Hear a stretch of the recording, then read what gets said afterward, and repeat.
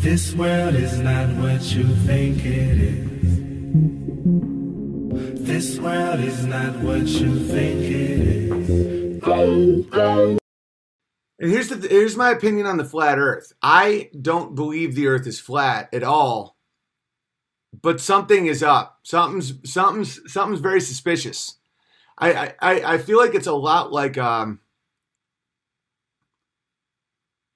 aliens, like the alien narrative, where the government's doing some shit and people fill it in with aliens. Like they see some shit in the sky. There was abductions, a lot of abductions in Yosemite and all this stuff, and they're like, aliens. Well, it could also be the parasitic state that extorts trillions and trillions and trillions of dollars in blood over its people for centuries.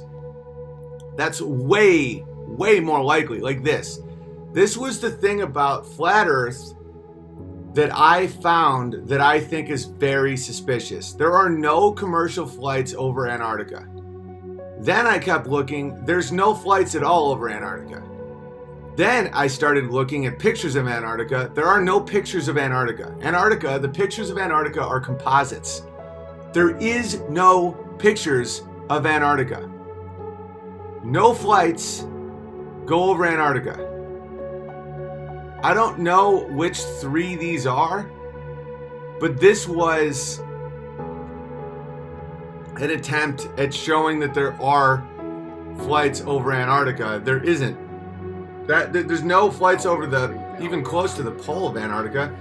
Those are all on the edge. And the way the flat Earth people describe the Earth is that Antarctica is the entire edge of the world. Now, I'm going to have on Eric Dubay, I believe his last name is, to discuss it. And I think I can disprove flat Earth, but it's a lot harder than you think.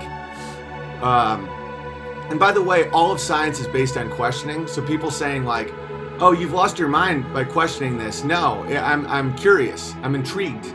I'm skeptical. And that's what science is. Science is not a religion. Science is not a way to view the world. Science isn't a lens of control.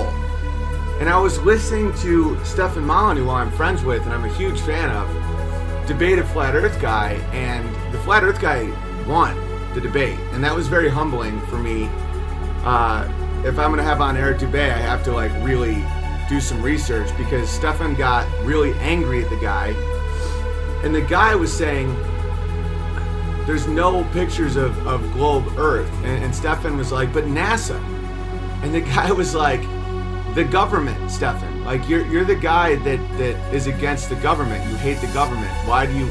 The only evidence of round Earth, like the only images of round Earth, is a heavily photoshopped image from the various governments of the world. And then, Molyneux was saying, well, the European space program, China, and he's like, the governments.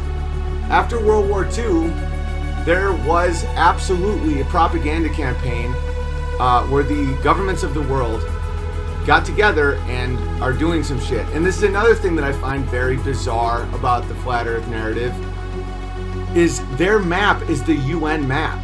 The UN map is what they believe is how the world actually works, and wouldn't that be hiding in plain sight? Now, the world is not flat. There's no fucking way. But to listen to someone that smart get beaten by a guy simply asking questions, it made me realize that the amount of people that are incapable of questioning their most basic beliefs is mind-blowing. And someone accused me of being postmodern, where this is the opposite of postmodern. I'm not saying I have a truth, you have a truth. Truth is whatever we believe it to be. I'm saying that unless you can prove the steps along the way, you can't get to a conclusion. And this is not a new thought for me. I was having dreams about Antarctica last night, because I don't think the world is flat, but they're hiding something in Antarctica. I'm going to dive deep in this. Guys, they won't let anyone go into Antarctica. Like, after World War II, there's all these operations where they literally won't let you go into Antarctica. It's a continent. It's not allowed to be seen. Yeah, Bird. I know, dude. It's wild. Operation, what was it? Fishbowl Operation. There's a few of these. It's the Forbidden Zone. Yeah, an entire continent is a Forbidden Zone. What if they found out the Earth wasn't a globe? Wouldn't that be so ironic, guys? The globalism is the mocking mimicry that's hiding in plain sight. Wouldn't that be hilarious in just a sick way? And the UN itself has the map that flat Earth people believe is the real map, and they're hiding it right in plain sight. And if people think I'm insane for questioning things, this is how you're supposed to question everything. Operation Deep Freeze, yeah. That's the whole point. Operation High Jump. You're supposed to question everything, and that's how you get to your conclusion. Anybody who says you're stupid or you're insane or you're losing your mind because you are willing to listen to somebody or to question somebody, they're trying to keep you an animal in a cage. And it's like, oh, he's a flat earther, he's a flat earther, he's a flat earther. It's like, why can't we go to Antarctica?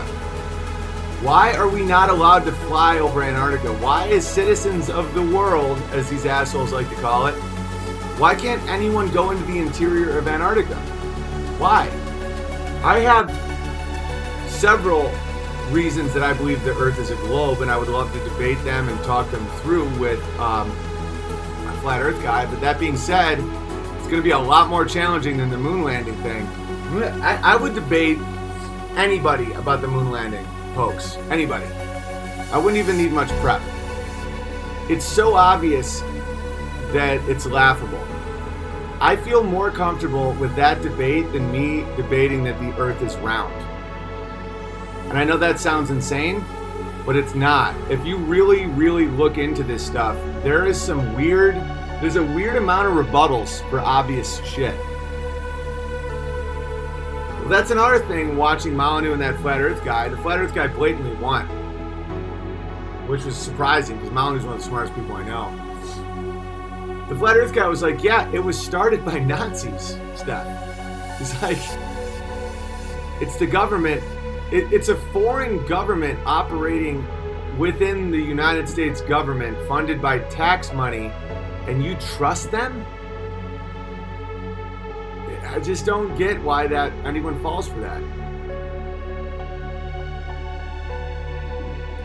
Listen to it. It gets to the point where Molyneux's getting angry and kind of mean. And the guy, this was Molyneux's argument, which kind of like bothered me a little bit. He was like, you're gonna face horrible social repercussions. You work in a warehouse because of your views. Like, people are gonna think you're crazy. Like, that was Molyneux's argument. And I was like, I felt the same way when Crowder was on Rogan. Like when Rogan was bashing Crowder for saying that marijuana isn't good for you. Like, that's the funniest thing when people say that I'm some kind of asshole. It's like, I'm such an underdog supporter. Like, when I see someone bullying somebody that I believe is more right than the person doing the bullying, I get really fired up. And so I got real protective, because I was like, Stefan, whites are higher IQ than black Molyneux is gonna make an argument that social outcasting is what? That episode was very unprofessional. Yeah, I'm not talking shit about Molyneux. I'm sure people will clip this and be like, Owen Benjamin starts shit with Molyneux.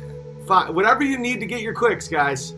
But it just seems so unlike him, because he's so good at arguments. He literally wrote the book on it.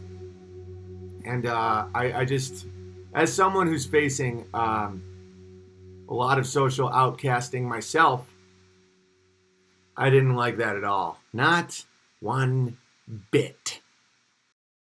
This world is not what you think it is. This world is not what you think it is.